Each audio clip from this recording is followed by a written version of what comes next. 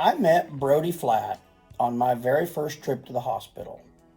This little boy, seen here in these casts, could barely walk on a hardwood floor, and he was 2 years old. I sat down with him, we played ball, we rolled a Nerf ball back and forth. Well, he was ornery enough that wasn't good enough for him. So he got up and tried to run away. And I chucked that Nerf ball at him and I hit him and he giggled. And he brought the ball back to me and started running again. And I chucked it at him again and I hit him again. And we became instant friends. Then he got called back for his appointment that day. And so I didn't get to talk to him anymore because we were gone by the time he got out.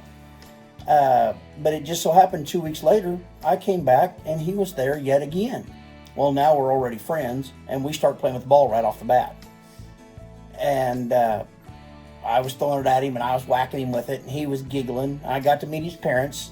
I met Jen and Kim that day and got their information. We became instant friends. They're very likable people and instantaneously we got along. Then I kept track of Brody through Facebook. We exchanged information and became friends on Facebook, of course, like all the generation does now, and stayed in touch. Didn't run into him anymore on my hospital trips, on my transportation trips, but I did stay in touch with him. And then I was missing Brody. So I found out they were going to be at the hospital one time during a snowstorm. I met him in Joplin, which is about an hour from my house, and took Brody every ball I could find at Walmart. I've got football, I got softball, I got baseball, I got kickballs, because he is a little athletic go-getter. I'd stopped at Walmart and got all that stuff. He's got an older sister, Hannah, and I took her a couple of dolls. I didn't know what to get her. I'm a boy dad.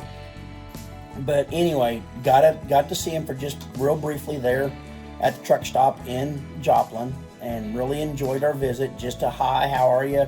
Give Mom a hug, give Brody a hug, and here's the stuff, and away we go. Then later on, we met again.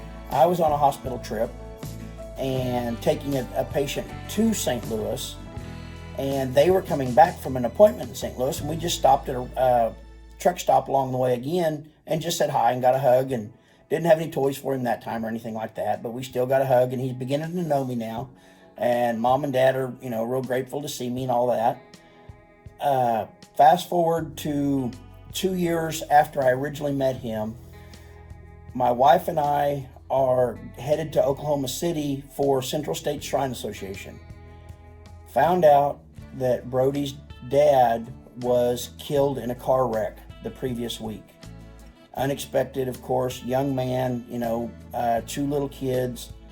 Well, they live in central Oklahoma, which was only about an hour from where we were going to Central State Shrine. I told my wife, I said, we're going to that funeral, and she said, absolutely, no doubt about it.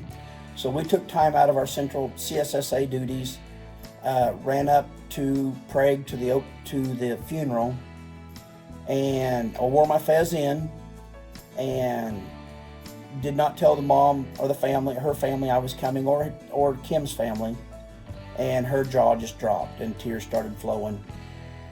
Didn't want to cause a scene or anything like that. We just wanted to pay our respects, and didn't get to talk to Brody that day. He was busy, and it was just a tight day for them. But the little boy made enough of an impact on our lives that I wanted to be in his. Come full circle now to the video of him playing t-ball. This is the same little boy that can barely walk, and now he is hitting a ball off a tee and running to first base. He is running to first base. I can't stress that enough. This little boy that can barely get around is running on a ball field to first base. This is why Shrine is so important, and it's not about a plastic dues card. It's not about he's not helping out enough. It's about these kids and what we do for them.